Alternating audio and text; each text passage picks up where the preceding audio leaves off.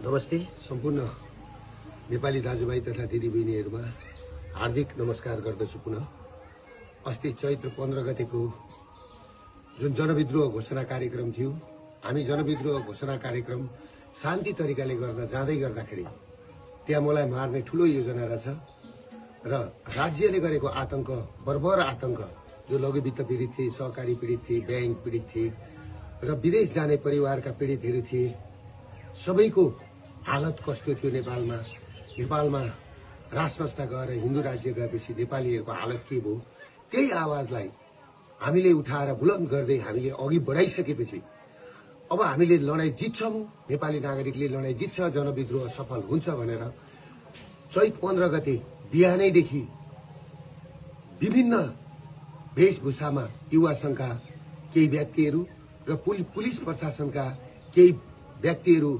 Civil ड्रेसमा हात हतियार सहित गएर अर्काको घरमा चढेर बिहानैदेखि घर कब्जा गरेर जुन घटना पुलिस प्रशासनले घटायो र हामी कार्यक्रम स्थल 1:30 बजे पुग्दै गर्दाखेरि कार्यक्रम स्थल पुग्नुभन्दा 15 मिनेट अगाडि नै हामी जहाँ स्टेज बनायौं, हामीले त्यत्रो खर्च गरेर शान्तिपूर्ण प्रदर्शन गर्ने भनेर हाम्रा पाहुनाहरू हामीलाई स्टेजै पुग्न नदिकिन बाटैबाट गोली हानेर चाहिँ नि लखेट्न थालेपछि, टियर ग्यास हान्न थालेपछि त्यस पछाडि हामी अघि बढ्नु पर्यो। म किन अघि बढेको भने सम्पूर्ण प्रहरी जवानलाई लागेको होला। म प्रहरीलाई जति माया गर्ने मान्छे म कोही छैन र दिन दुखीलाई माया गर्ने मान्छे म जतिको कोही छैन। प्रहरीलाई लाग्यो होला दुर्गा प्रसादले पेलो भनेर, तर मैले त्यहाँ पुग्दाखेरि के सुरागी पाएँ भन्दाखेरि त्यहाँ माथि छतमा साफ सुथरहरू बसेर मलाई टार्गेट बनाएको भन्ने मैले बुझिसकेको थिएँ। र अर्को कुरो के थियो भन्दाखेरि मेरो कानको छेउबाट गोली गयो। तिनकुनेमा पुग्दाखेरि, मेन ठाउँमा पुग्दाखेरि, स्टेजको छेउमा पुग्दा र म त्यस पछाडि मैले कुरो बुझिसकेपछि मेरो कानको छेउबाट गोली पनि गयो। फेरि अर्को कुरा के भन्दाखेरि तपाईहरुको मेरै गाडीमा आएर टियर ग्यास खसिसकेपछि त्यस पछाडि म उत्रेर मेरो ड्राइभरलाई निकालेर म आफै गाडी चलाएर यिनीहरूले मलाई मार्दै रहेछन् र यिनीहरूले मलाई कि त थुन्नु पर्यो, गुन्जालो जो पेरुको गुन्जालो बनाउने, या त बनाएर मलाई कि त थुन्नु पर्यो कि त मार्ने षड्यन्त्र गरेको मैले बुझिसकेपछि मेरो अन्त काहीँ उपाय नभएर म पुलिसको ब्यारिकेड तोडेर सुरक्षित स्तरतिर म पुगेको थिएँ र म पुगेको हुँ र मैले पुलिसलाई चित्त दुखाउने काम मैले गरेका छैन। आम सर्वसाधारणलाई म के भन्छु भने तपाईहरुले देख्नु भएको छ राज्य आतंक कसरी अघि बढिरहेछ। किनभने माओवादीको उसमा चाहिँ 3000 जति मान्छे आए अनि मान्छे आएनन् भनेर हाम्रा मान्छे बढी हुन्छन्। काठमाडौँमा हाम्रो त्यो दिन मान्छे 5 लाख मान्छे उत्रिदै थिए। हाम्रो कलङ्कीको मास आउन दिएन, हाम्रो गौशालाको मास आउन दिएन, हाम्रो बसपाको मास आउन दिएन।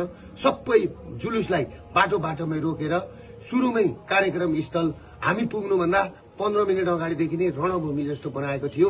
त्यसले गर्दाखेरि कुन नेपाली दाजुभाइ दिदीबहिनीहरूको आँखाबाट आँसु झर्दैन, कसको ब्लड खुन ताप्दैन।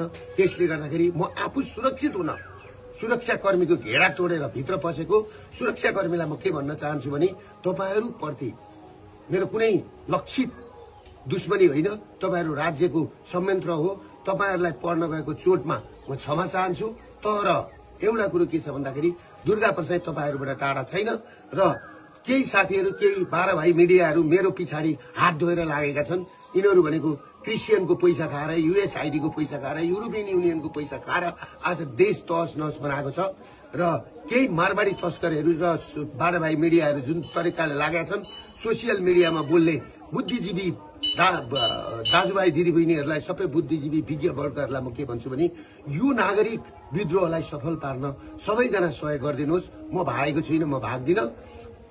पुलिस प्रशासनले मलाई खोज्नु पर्दैन, किनभने मलाई गुन्जालो बनाएर यो आन्दोलन दबाउने कोसिस गरिएको छ।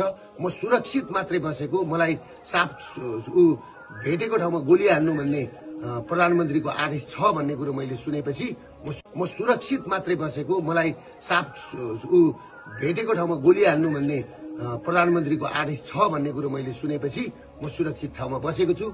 म भागेको छुइनँ। म नेपाल र नेपाली छोडेर म भाग्दिन। म भाग्नलाई जन्मेको होइन, म झुक्नलाई जन्मेको होइन, बरु म मर्छु तर तपाईहरुको अगाडि मर्छु। त्यसले गर्दाखेरि तपाईहरु के बुझ्दिनुस् भने सम्पूर्ण नेपाली नागरिकलाई त्यो घटना कसरी भएको छ, पत्रकारलाई आगो कसरी लगाइएको छ, त्यो घर माथि कसरी बिहानैदेखि गएर चाहिँ नि पुलिस र सुरक्षाकर्मीहरू चढेका छन्।